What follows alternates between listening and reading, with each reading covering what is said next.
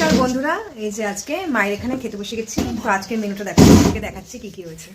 এই যে বেগুন দিয়ে, এটা হচ্ছে কি মেথি শাক, বেগুন দিয়ে মেথি শাক রয়েছে, ধনেপাতা বাটা, তার সাথে রয়েছে এই যে পনির আর মাছের মাথা মটরশুঁটি দিয়ে ডাল, ডালের সাথে হচ্ছে বড়া ভাজা, আর ডালের মধ্যে তো লেবু চলবেই, আর রয়েছে এই যে মাছের ঝোল। এখন শীতকাল, বড়ি ধনেপাতা আলু দিয়ে মাছের ঝোল, এই যে মাছের ঝাল হালকা করে। তো এই যে আজকে অল টোটাল মেনু। আর এই যে আমাদের ঘরে ও তো খাবেই, ও আছেই, ফকে দিয়ে খায় খালি আমাদের ঘরে এসে। এ তোর মা রান্না করেনি? তোর মা রান্না করেনি? তোদের ঘরে ভাত কাটতে পারিস না? তুই এই ঘরে কেন? আমি আমার বাড়িতে, তুমি তোমার শ্বশুর বাড়িতে বলো। তুই, এটা তো আমাদের ঘর, এটা আমার বাবার ঘর। চলো এখন খেয়ে নি, ঠিক আছে? এখন চলো খেয়ে নি। এই যে মেথি শাক বেগুন দিয়ে খুব ভালো লাগে।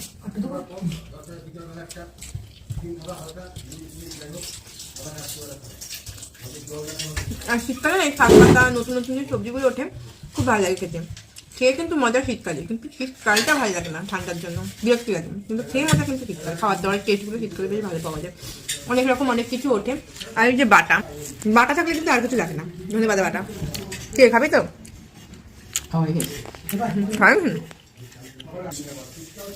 চলো এখন খাওয়া দাওয়া করি তারপর। আর আমার মার কাজ তো শেষ হয় না, দেখ মা এদিকে বাসন মাজছে কোমরে বেল্ট করে। কোমরে ভীষণ ব্যথা, কিন্তু এত রান্না করার সময় কোনো ব্যথা থাকে না, বুঝছো? কোমরে ব্যথা, হাঁটুতে ব্যথা। তাকাও তাকাও, এই যে তুমি যে এত সুন্দর সুন্দর রান্না করো, খাও তো না বেশি কিছু, নিজে রান্না করো কেন?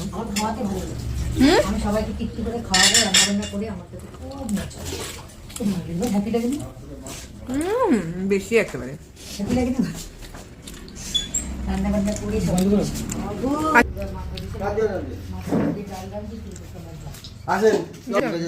ওদের আবার এমনি ভাত দিলে চলে না, ভাজা মাছ। এই যে ভাজা মাছ। আর একটা কই, আরেকটা এটা ছেলে বিড়াল, এই যে এটা পুকি ওর মা। আরো একটা আছে, ওই যে আয় এদিকে এদিকে এদিকে।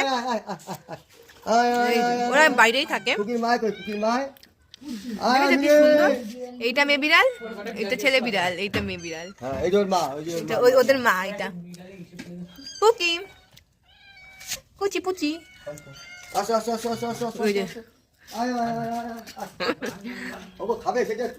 না ওইদিকে যাবো কে?